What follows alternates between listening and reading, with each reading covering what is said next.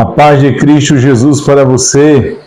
Eu sou o professor Evandro da Silva e hoje nós estaremos dando continuidade ao estudo desta lição. Lições bíblicas da CPAD, lições de adulto. Nesta feita nós estaremos estudando a lição de número 9, que tem como tema Espírito Santo, o Regenerador. Como de costume, antes de darmos prosseguimento ao estudo da nossa lição, estaremos fazendo a nossa oração. Feche seus olhos comigo, incline a sua cabeça e vamos orar. Bendito Deus, nos abençoe, nos ajude, nos guarde, nos dê, ó Pai, graça da Tua parte para ministrarmos mais uma aula, que o Senhor seja conosco, abrindo o nosso entendimento, e que muitas vidas sejam alcançadas e edificadas através do estudo desta lição. Em nome de Jesus. Amém.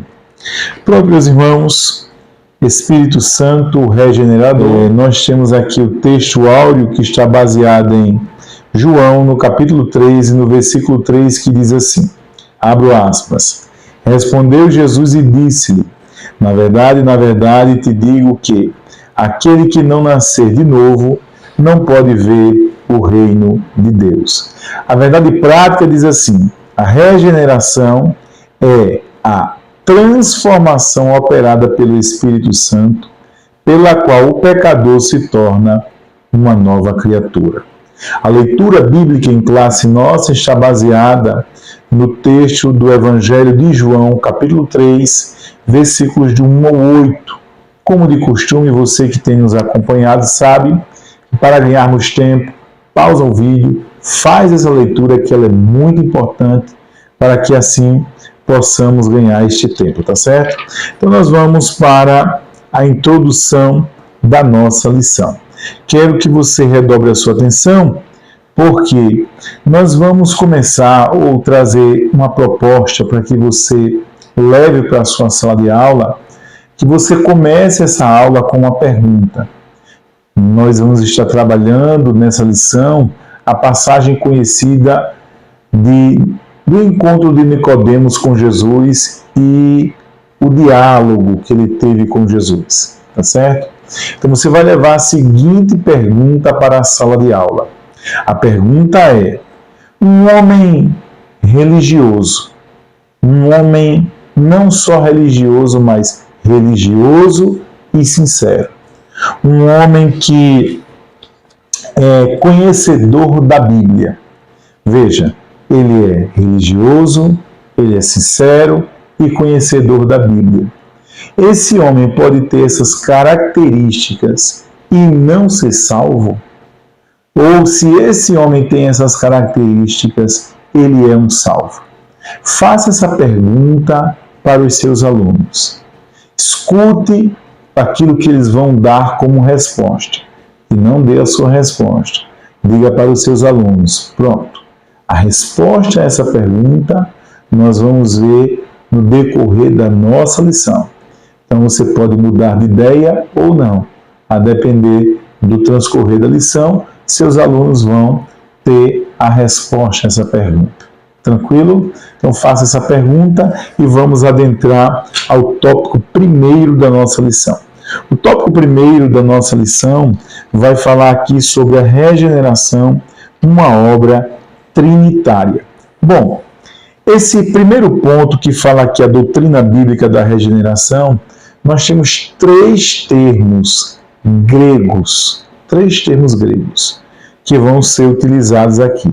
Então, esses termos, se você não quiser falar o grego, não tem problema, até porque a gente sabe que quando você usa muita terminologia grega ou a terminologia no hebraico, para muita gente, as pessoas ficam aí sem entender, né? Mas tudo bem. O termo que nós vamos utilizar a princípio é o termo nascer. Nós vamos falar sobre nascer de novo. Então vamos pegar o termo grego nascer e vamos pegar o termo de novo, tá certo? E depois nós vamos pegar o termo regenerados, ou regeneração, que na lição de adulto está aqui como palavra-chave, tá certo? Então vamos lá. O autor da lição vai pegar o primeiro termo grego, que é o termo nascer, que é genefe, tá? Ou aportuguesando, genete, né? Mas o TH aí tem um som de F, tá certo? Tudo bem. Você não precisa pronunciar a palavra grega. Você só precisa informar os seus alunos que o termo grego, esse verbo grego aqui, que é o verbo nascer, tá?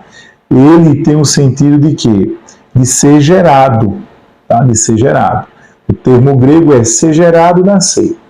Então, quando a gente vai para o de novo, né? Nascer de novo, que é o advérbio, então nós temos aí o anatem, né? Anatem, que no caso seria do alto, esse termo do alto ou de cima. Então, nascer de novo é ser gerado de novo, ou ser gerado do alto, ou nascer do alto, nascer de cima, nascer de novo. Tranquilo, tá?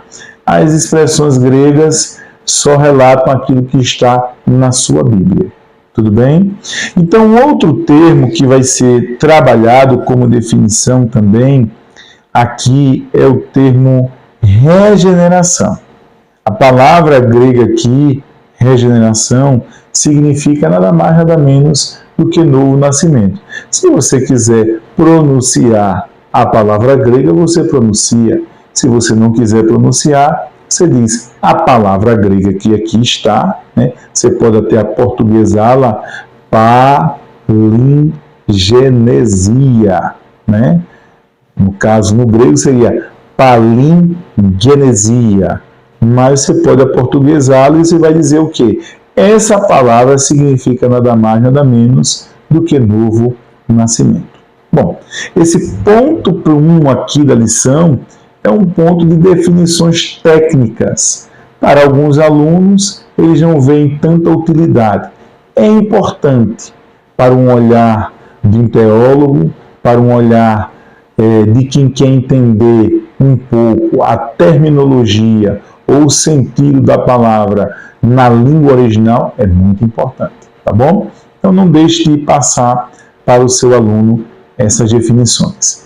Agora, nós vamos, ainda no tópico primeiro, nós vamos para o ponto 2, que vai falar a regeneração como exigência de Jesus.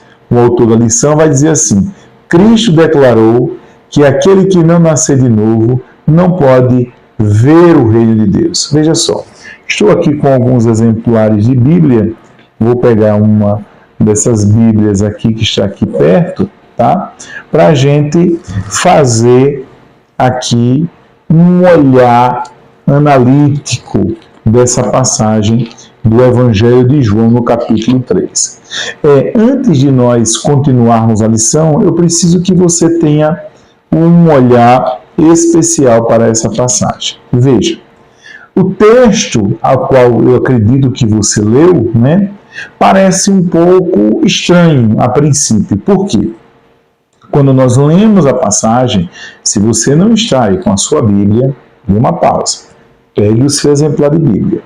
Se você não está aí com a sua lição, pegue a sua lição. Como é que você vai acompanhar sem a lição? Acompanhe com a lição, tá? Pode dar as pausas que você quiser aí no vídeo, não tem problema, tá? E pegue também alguma coisa para você fazer a sua anotação, um bloco, uma caneta, e faça aí a sua anotação. Vamos estudar, crente. E já aproveite essa pausa para dizer a você, se você ainda não é inscrito nesse canal, se inscreve aí, né?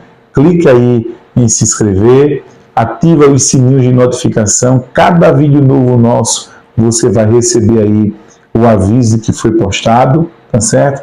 Clica nessa mãozinha aí e comenta aí, tá? Eu tive a alegria de, no último vídeo, ter pessoas do Rio de Janeiro e de outras cidades distantes aí, né, que estão nos assistindo. Se você quiser e puder, coloca aí de onde você está nos ouvindo e manda aí a sua saudação de paz. Para nós vai ser muito importante, tá bom? Então vamos lá para o texto do Evangelho de João, no capítulo 3. Olha, o texto parece estranho, se você fizer uma leitura não com um olhar já de crente, de cristão. Veja, o texto diz assim: havia entre os fariseus um homem chamado Nicodemos, príncipe dos judeus, era uma liderança no meio dos judeus. Este foi ter de noite com Jesus, e disse-lhe: Rabi, bem sabemos que és mestre vindo de Deus, porque ninguém pode fazer estes sinais que tu fazes se Deus não for com ele. Veja, ele foi ter com Jesus de noite. Ele é um líder no meio dos judeus. E quando ele chega até Jesus, ele chega elogiando Jesus. Ele chega dizendo que ninguém pode fazer o que Jesus faz se Deus não for com ele. Um grande elogio, né? Todavia, o que é que Jesus vai responder a Nicodemos? Versículo 3. Na verdade te digo que aquele que não nascer de novo não pode ver o reino de Deus. Ou seja, Jesus traz uma expressão de repreensão. Nicodemos vem elogiá-lo e Jesus traz uma palavra que parece que está repreendendo Nicodemos. Então parece ser totalmente contrária à recepção de Jesus, né? Nicodemos vem para estar com ele, falar bem dele, e ele vem com uma palavra totalmente pesada, entre aspas, para aquele homem, para aquele senhor que é líder entre os judeus. Bom, essa passagem, eu chamo a sua atenção, ela é mal compreendida por inúmeras pessoas. Por que ela é mal compreendida? Porque as pessoas, quando leem essa passagem, leem a partir do capítulo 3. Tá?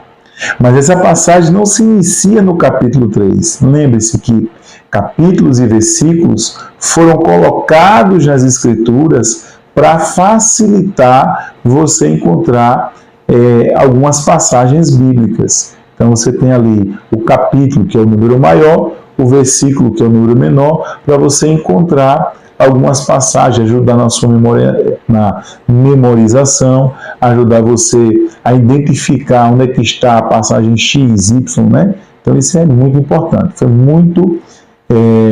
foi extraordinário, tá certo? Colocar na Bíblia capítulos e versículos foi algo extraordinário, tá? Então vamos lá.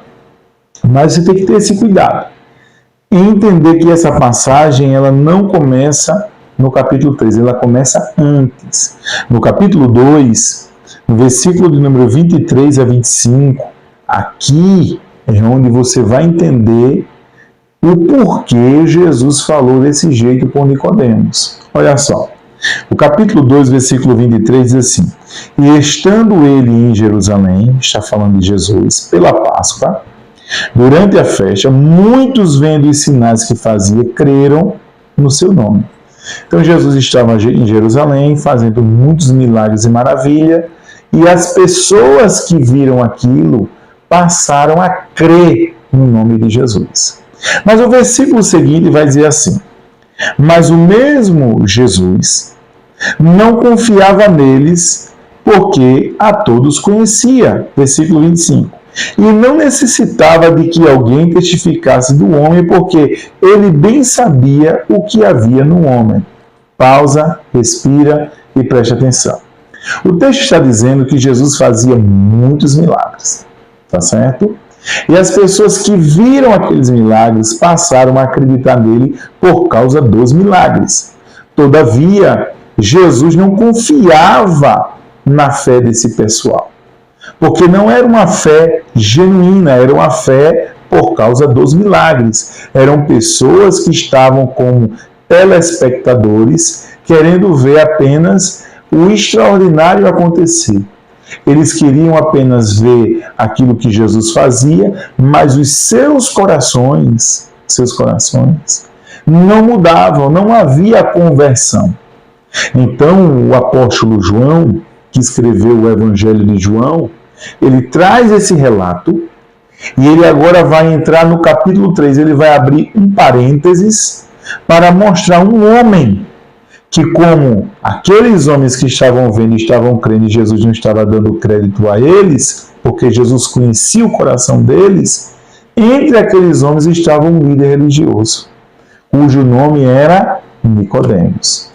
Então Nicodemos vai chegar para Jesus e olha o que ele vai dizer: Rabi, que quer dizer mestre, bem sabemos que és mestre vindo de Deus, porque ninguém pode fazer os sinais, olha os sinais, que tu fazes se Deus não for com ele. Ou seja, Nicodemos era um dos homens, ou daquela multidão de pessoas que estava acreditando em Jesus pelos sinais, tá certo? Mas não havia conversão no coração de Nicodemos. E o texto diz que Jesus conhecia o coração de cada um deles. Ninguém precisava falar de ninguém para Jesus, porque Jesus sabia o interior de cada um. Então, quando Nicodemos foi ter com Jesus de noite e veio elogiar Jesus por causa dos sinais, aí Jesus vai revelar algo, vai dizer: olha, é necessário, Nicodemos, que você nasça de novo. É necessário que o ser humano nasça de novo. Não só que me acredite pelos sinais, não só que veja os sinais que eu estou fazendo e diga: olha, eu reconheço que os sinais que tu fazes, Deus tem que ser contigo. Né? Reconhecimento, preste atenção, reconhecimento sem decisão, reconhecer que o Evangelho é bom, reconhecer que o caminho da salvação é um caminho estreito, reconhecer que Cristo é o único caminho, mas não se decidir para Cristo, nada adianta. Então, o tópico primeiro da nossa lição, no ponto 2, tem aqui a regeneração como exigência de Jesus. Por quê? Porque Jesus deixou bem claro: aquele que não nascer de novo não pode ver o reino de Deus. Aí o autor da lição vai dizer assim: equivale dizer que a regeneração é absolutamente necessária. Ele dá aqui a referência de Mateus 18, versículo 3.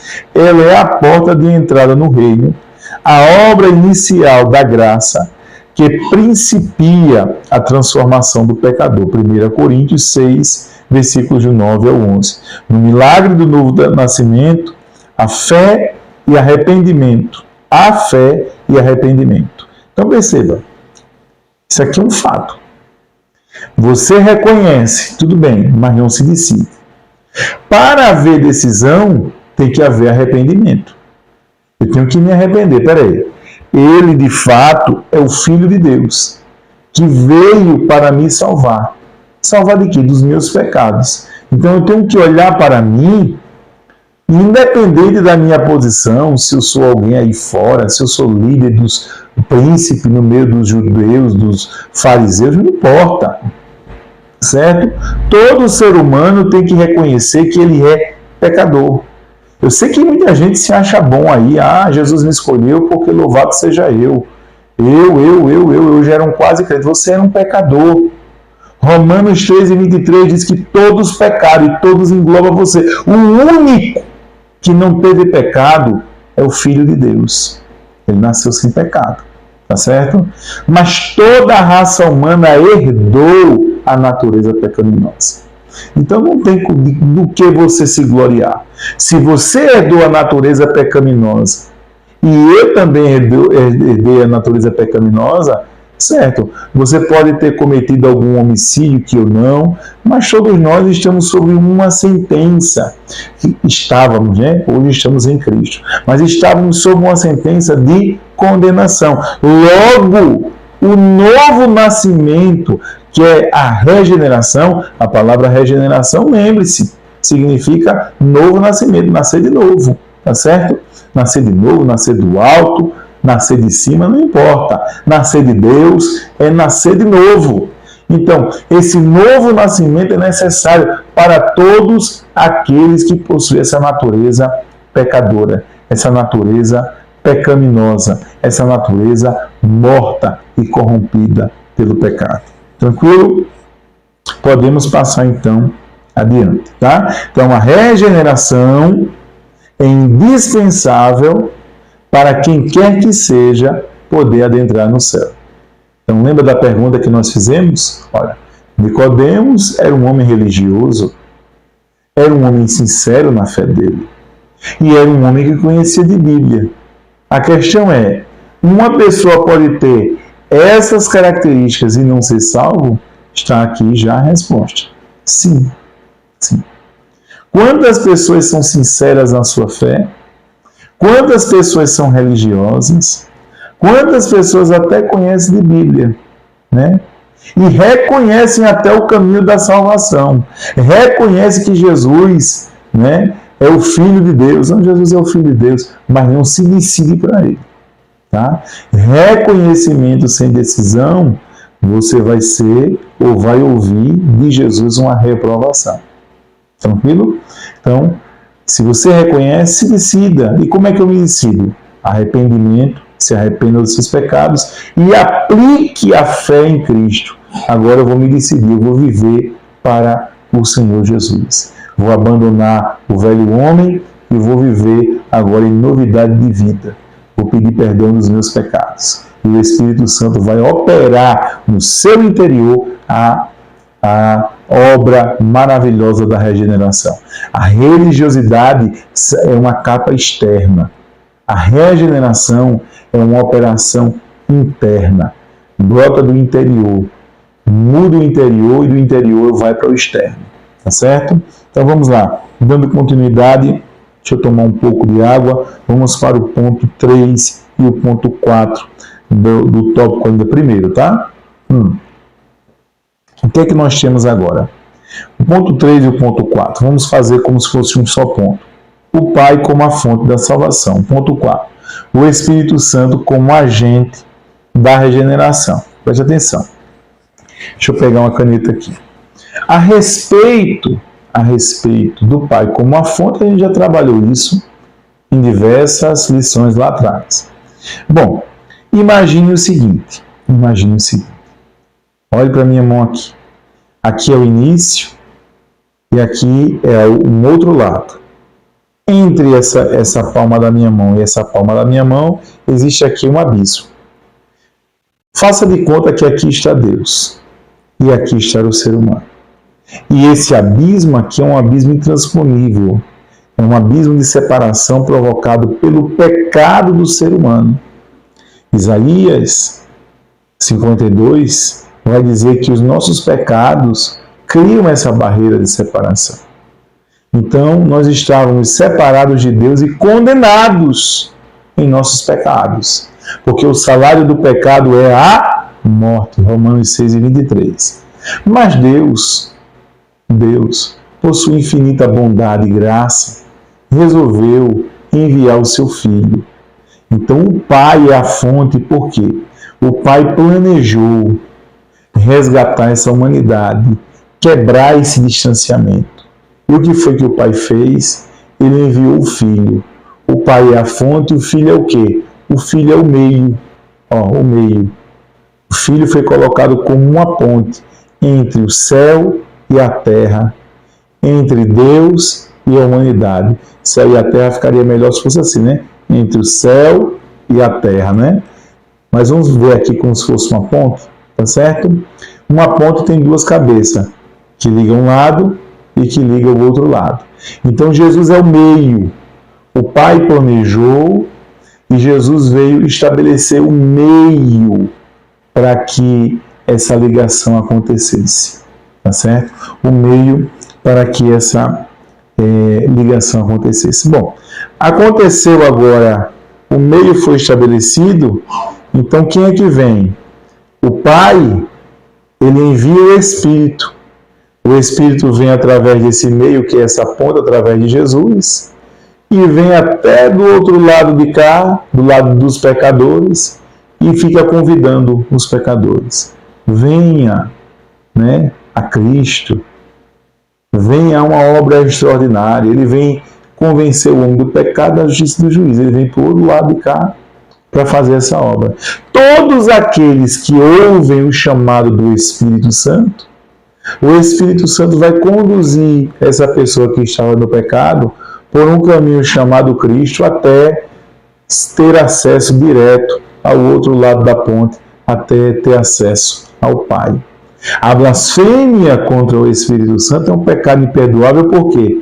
Porque você negar a obra do Espírito Santo, blasfemar contra ele, se você fizer isso, quem é que vai lhe conduzir através de Cristo até chegar ao Pai? Ninguém.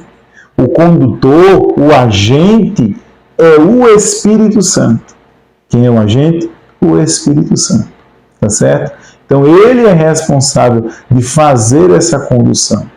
Ele é responsável de convencer o homem e operar no interior humano essa regeneração, fazer esse novo nascimento acontecer. Tranquilo? Então, vamos passar adiante. Vamos agora para o ponto ou tópico 2 da nossa lição. O tópico 2 da lição diz assim: a natureza espiritual da regeneração. A natureza espiritual da regeneração. O primeiro ponto vai dizer assim: uma transformação interior. Olha o que o autor da lição vai dizer. Ele vai dizer assim: Nicodemos revelou incompreensão espiritual ao questionar Jesus. Como pode um homem nascer sendo velho? João capítulo 3, versículo 4. A pergunta reflete sua visão limitada ao plano natural. 1 Coríntios capítulo 2, versículo 14. Nesse texto de 1 Coríntios, Paulo vai dizer lá que o homem natural não consegue compreender as coisas do Espírito, porque as coisas espirituais do Espírito se discernem espiritualmente, são coisas espirituais, tá certo? Então é necessário uma ação do Espírito Santo no interior humano para que ele possa compreender as coisas do Espírito. Daqui a pouquinho eu vou falar um pouco mais sobre essa operação do espírito humano, tá? Então vamos lá, vamos dar continuidade aqui. O principal entre os judeus interpretou nascer de novo como se fosse algo físico da carne. Esse fato evidencia que a mente religiosa, espiritualmente morta e presa à lógica humana, é incapaz de compreender que a justiça de Deus não advém de obras. Perceba, não advém de obras. Então Nicodemos demonstrou, mesmo ele sendo um líder judeu, um conhecedor de Bíblia, ele demonstrou que os seus olhos espirituais estavam cegos. Ele não conseguia enxergar espiritualmente como deveria ou como era necessário. Tá certo? Ele não conseguia compreender isso. Tudo bem? Então Jesus vai cobrar isso dele. No versículo número 10 do capítulo 3 de João, olha o que Jesus vai perguntar a ele. Jesus respondeu e disse: Tu és mestre de Israel e não sabes isso? Ou seja, Nicodemos, sendo mestre, conhecedor de Bíblia, não sabia, a respeito do novo nascimento. Por que Jesus faz essa pergunta? Daqui a pouquinho você vai entender melhor, tá? Então vamos para o ponto 2 do tópico 2, que diz assim: uma obra soberana do Espírito Santo. O autor da lição vai dizer assim: Jesus ensina a Nicodemos que para entrar no reino de Deus é necessário nascer da água e do Espírito. Veja o versículo 5. Diz assim: Jesus respondeu: na verdade te digo, que aquele que não nascer da água e do Espírito não pode entrar no reino de Deus. O texto no original diz assim: da água e Espírito. Dá a ideia que é uma única terminologia. Há 3 linhas de interpretações para esse versículo. 3 linhas que eu digo, 3 linhas que são majoritárias, tá? Assim, são mais vistas. Por exemplo, o catolicismo romano e o luteranismo acredita que água aqui significa a água do batismo. Então ele entende aqui que nascer da água e do Espírito é ser batizado e ter essa transformação interior. Tá certo? Todavia, essa interpretação é uma interpretação que no meio acadêmico ela é frágil. Porque, por exemplo, O ladrão da cruz, ele foi salvo. Jesus disse, hoje mesmo serás comigo aonde? No paraíso. E todavia ele não foi batizado nas águas. Tá certo? Então aqui, essa água aqui não é sinônimo de batismo. Essas águas aqui, nós vamos ver agora duas outras linhas e você vai entender. A outra linha de interpretação que eu, na verdade, corroboro muito, acho muito interessante ela, né? Apesar de primar pela terceira por causa da ortodoxia, mas eu acho muito interessante a segunda linha, é que essa água daqui nada mais é do que o nascimento natural. Aí você diz assim, como assim? Jesus disse nos versículos anteriores que Nicodemos precisava nascer de novo. O versículo 4, Nicodemos vai dizer, oxi, e eu vou entrar no ventre da minha mãe para nascer de novo? Ele entendeu que era para ele adentrar no ventre da mãe e nascer da placenta, né? O nascimento natural, ou seja, o nascimento físico novamente. Bom, entendendo isso, Jesus vai dizer, não, eu não estou falando de nascer dessa água aí, do ventre da mãe, né? O nascimento natural. Eu estou falando o seguinte, você precisa nascer não só para você entrar no reino de Deus, para você poder, como diz aqui o versículo 5, entrar no reino de Deus, você precisa ter o nascimento biológico e precisa ter o nascimento do Espírito, ou seja, você precisa ser alguém nessa terra que nasça do Espírito. Né? Aí o versículo 6 parece muito bem corroborar com essa linha de visão, porque diz assim, o que é nascido da carne, olha, nascido da carne é o nascido da água, né? Que Nicodemos disse, eu vou nascer da minha mãe novamente, tá? Como ele colocou essa impossibilidade, né?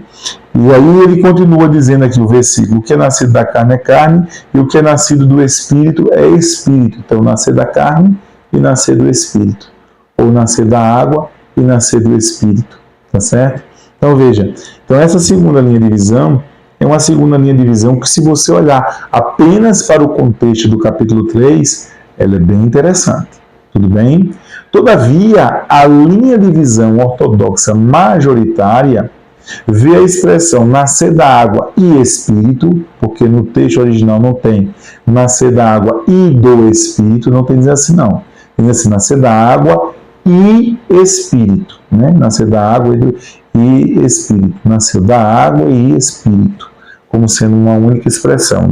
A ideia aqui é aquela do versículo 10. Tu és mestre de Israel e não sabes isso. É o quê? É remeter a um contexto que é mais amplo escriturístico, onde você vai ler, por exemplo, o livro de Ezequiel, no capítulo 36, vai falar de um novo coração, que Deus vai derramar a água e vai enviar o seu Espírito e vai mudar o coração do povo. Mudar o coração do povo. Então, quando Jesus faz essa pergunta a Nicodemos, dizendo assim, tu és mestre de Israel e não sabes disso, é como se Jesus está dizendo a ele, você é mestre de Israel e você não conhece os textos que falam da mudança do coração, os textos que falam dessa mudança no interior, em que Deus vai aplicar, vai colocar um espírito novo e vai tirar o coração de pedra e vai dar um coração de carne. Onde é que está escrito isso, professor? Isso está escrito em Ezequiel, você pode abrir a sua Bíblia, no capítulo 36, tem outro texto também que está em Ezequiel 16, mas o 36, versículos de número 26 e 27, tá? E vos darei um coração novo, e porei dentro de vós um espírito novo, e tirarei o coração de pedra da vossa carne, e vos darei um coração de carne. Veja, mas o versículo começa um pouquinho antes, né? Ó, versículo 25. Então espalharei água pura sobre vós, e ficareis purificados de todas as vossas imundícias. Então ele primeiro diz que vai espalhar água pura, e depois ele diz que vai dar um coração novo através desse espírito novo. Então, qual seria a ideia aqui? O terceiro entendimento aqui, né?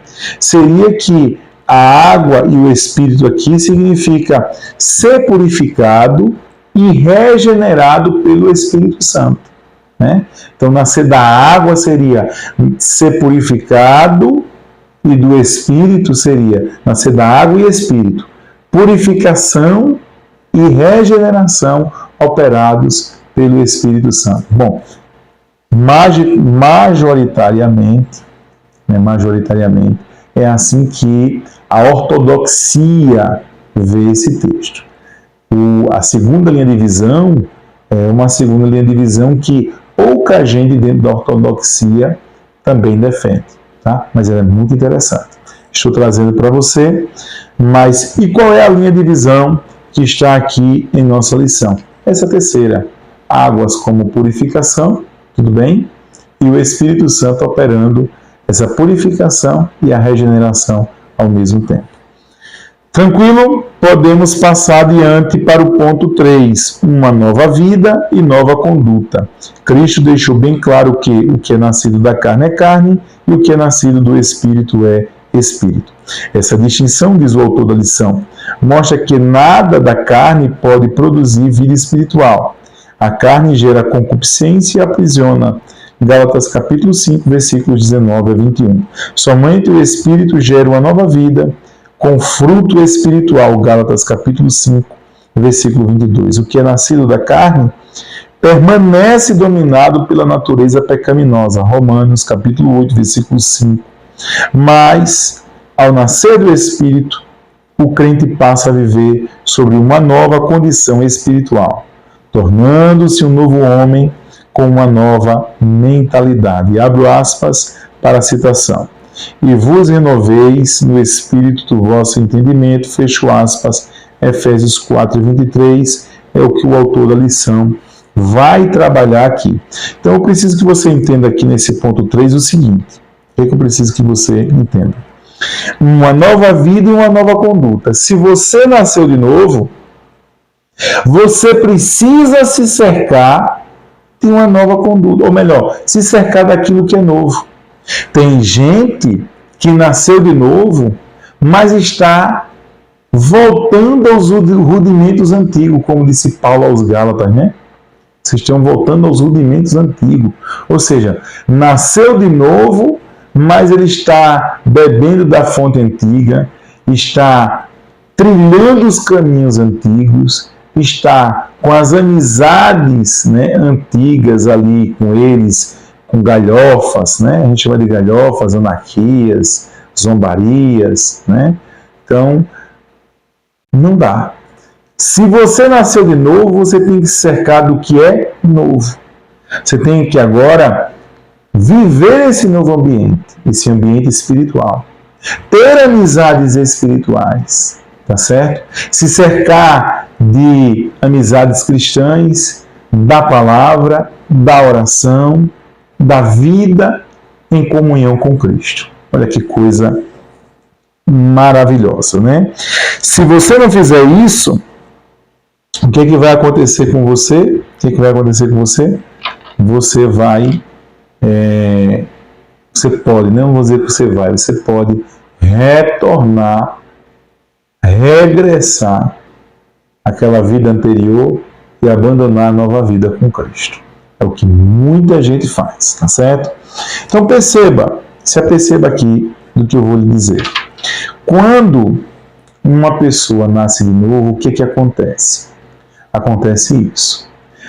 Quando o indivíduo morreu lá no Gênesis, eu trabalhei isso com vocês aqui, né? Eu sei que nós temos novas pessoas que estão me seguindo, mas aqueles que estão desde o início sabem que na lição passada nós trabalhamos sobre isso aqui. Mas deixa eu dar uma reprise aqui para você, tá? Talvez você não tenha visto isso. Quando nós vimos a queda de Adão, essa queda ocasionou uma morte. A Bíblia diz assim, no dia que comeres do fruto, certamente morrerás. Mas Adão comeu do fruto, e a Bíblia vai dizer que ele ainda viveu 930 anos. 930. Mas ele não disse que no dia que ele comesse, certamente morreria? Sim. E ele não morreu, não morreu fisicamente. Mas a morte iniciou nele no dia que ele comeu. A Bíblia diz assim, que foram abertos os olhos de ambos. Esse aberto os olhos de ambos vai descrever o momento da morte. Quando ele comeu, que foi que aconteceu? Ele perdeu a ligação que ele tinha com Deus. A ligação que ele tinha com o Espírito de Deus foi quebrada. Logo a sua consciência bate. E ele reconhece, ele abre os olhos espirituais dele. Agora ele parou e disse: eu fiz uma besteira. Não deveria ter feito. Vem a vergonha, vem o temor e ele vai se esconder. Então naquele dia ele morre primeiro espiritualmente, para depois morrer fisicamente. Tá? Primeiro a morte espiritual, para depois a morte física. Ora, como era o nosso caso, nós que já nascemos com essa natureza pecaminosa, eu e você já herdamos essa natureza pecaminosa de Adão, o que é que acontece? Nós já nascemos espiritualmente mortos. Leia lá Efésios capítulo 2, versículos 1 ao 2, tá certo? Nós nascemos espiritualmente mortos. Mas quando nós, através da ação do Espírito Santo, o Espírito Santo veio, lembra? Veio do céu, atravessou a ponte, veio através de Jesus e veio para nos convencer. Quando nós reconhecemos que somos pecadores, nos arrependemos e pela fé abraçamos a Cristo, então o que é que o Espírito Santo faz naquele momento que ele nos convence? Ele se liga ao nosso espírito. Ele se liga ao nosso espírito. Romanos capítulo 8 e versículo 16. Romanos 8. Romanos 8. Você pode abrir aí a sua Bíblia, tá? Depois de Atos dos Apóstolos, você encontra Romanos capítulo 8, versículo 16. O mesmo Espírito testifica com o nosso espírito que somos filhos de Deus. Ele se liga ao seu espírito e diz assim a você: agora você é um salvo. Agora você é um filho de Deus. Ele vai testificar, ele vai revelar o seu espírito, o seu novo estado agora. Você não é mais perdido. Olha que obra maravilhosa. Então, o que é que acontece na regeneração? O Espírito Santo se liga ao nosso espírito. Se liga ao nosso espírito. Agora, se você regenerado cometeu um pecado, o Espírito Santo e a sua consciência vão dizer: não faça isso. Né? O Espírito Santo vai dizer: eu estou triste com você. Né? A Bíblia diz que nós não devemos entristecer ao Espírito Santo. E como é que a gente entristece o Espírito Santo? Quando a gente quer se cercar daquelas coisas velhas, da vida passada, da vida pregressa, quando a gente quer adentrar no mundo pecaminoso e desfrutar um pouco do pecado. Tá certo? Você foi chamado para ser santo, porque o Espírito que habita em você é santo. Dê glória ao Rei da Glória, né? É santo o Espírito que habita em você. Você precisa ser santo. O caminho que leva ao céu, que é Cristo, é santo. O céu é santo e o Pai que está lá também é santo, para lhe aguardar, para estarmos com Ele por toda a eternidade. Obra maravilhosa. É a obra do Espírito Santo. Veja, o tópico 3 vai dizer assim: sinais do novo nascimento em Cristo. Aí nós temos o primeiro, a justificação. O que é a justificação? Lembre-se que eu disse, qual era o nosso estado de culpados, condenados, pecadores, afastados de Deus. Então, nós tínhamos que pagar eternamente afastados de Deus no mais profundo abismo, tá? Chamado lago de fogo, geena, inferno, como você queira chamar. Tá? O pecado é uma ofensa a Deus, uma ofensa direta a Deus. Então, estávamos nessa condição de culpados, mas Cristo pagou a nossa dívida. Pagou a nossa dívida. E se você aceitou o sacrifício dele, aceitou o que ele fez por você, você foi convencido pelo Espírito Santo a estar com Cristo agora, então você sai do estágio de morte para o estágio de vida. Do estágio de culpado, você estava para ser condenado, e agora o justo juiz, que é Deus, vai olhar para você e vai dizer: não, ele não é mais culpado, ele foi justificado. Não há mais condenação para você. Olha que coisa maravilhosa. E o autor da lição vai dizer assim, lá no finalzinho, do ponto 1 do tópico 3. Os efeitos da justificação pela fé incluem paz com Deus, claro. Por que você era culpado? Por que você ia ser condenado? Porque a ira de Deus, né, a natureza santa de Deus exigia isso, ou seja, havia inimizade entre você e Deus, entre eu e Deus. Então, quando isso foi quebrado, né? Quando isso foi quebrado, então hoje não há mais inimizade, não há essa separação, essa inimizade causada pelo pecado. Hoje o Senhor Jesus nos reconcilia para estarmos com o Pai. Você tem acesso direto a Deus, tá certo? Então veja, você já teve um inimigo? Já teve um intrigado? O crente não pode ter intrigado.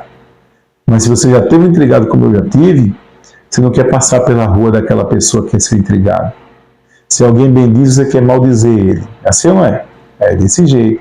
Existe aquele nó aqui, aquele mal-estar aqui. Se você trabalhar na mesma empresa, você até atrapalha. Mas existe aquele mal-estar aqui. Mas quando você faz as pazes, aquilo acaba. Você consegue falar com a pessoa, você consegue passar pela rua daquela pessoa, tá certo? Então, a inimizade acabou, porque Cristo veio para acabar com toda inimizade. Diga amém, dê glória a Deus, né? Coisa maravilhosa. Então, a justificação pela fé desvoltou inclui a paz com Deus e a adoção como filhos amados do Pai. Olha que coisa maravilhosa.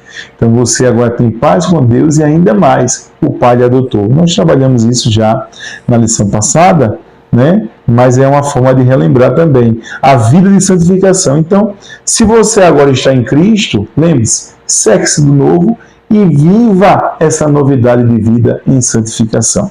O último ponto vai falar sobre o fruto do Espírito. O autor da lição vai dizer que o Espírito Santo produz no caráter do regenerado, como expressão de sua nova vida, né, como expressão de sua... Peraí, vamos lá.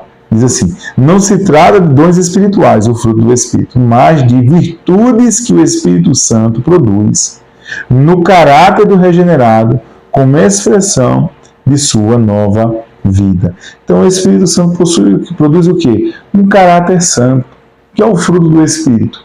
Esse caráter santo é o resultado, o fruto do Espírito é o resultado da operação do Espírito Santo na vida de quem anda com ele.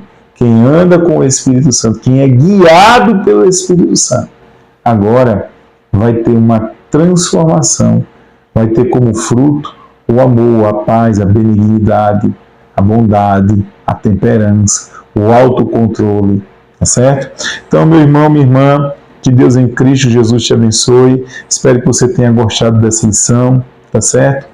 E lembre-se, não se esqueça, essa obra da regeneração é uma obra maravilhosíssima e é operada pelo Espírito Santo de Deus. E regeneração é novo nascimento, nascer de novo. É um nascimento espiritual, lembre-se, o Espírito Santo se liga ao seu espírito. E agora você vai se parecer com quem? Vai se parecer com o seu Pai Celestial. Como assim? Quando você nasceu da carne, você agora, como carne, você vai se parecer com seu papai, com a sua mamãe. E claro, fisionomia, com o tempo, é que vai dizer se parece mais com o pai, se parece mais com a mãe. Não é assim? Mas no nascimento espiritual não é diferente, não. Com o passar do tempo, você vai amadurecendo, você vai sendo transformado, e cada dia mais alguém vai olhando para você e vai dizendo, como está mudado? Sim, está mudado. Você está parecido com seu Pai Celestial. Crente, espero que você tenha amado essa aula. Não perde nada não, tá certo? Anota aí e nos ajude aí a compartilhar esse vídeo com o máximo de pessoas, tá bom? Querendo Deus, crente, até a próxima. A paz de Cristo para você.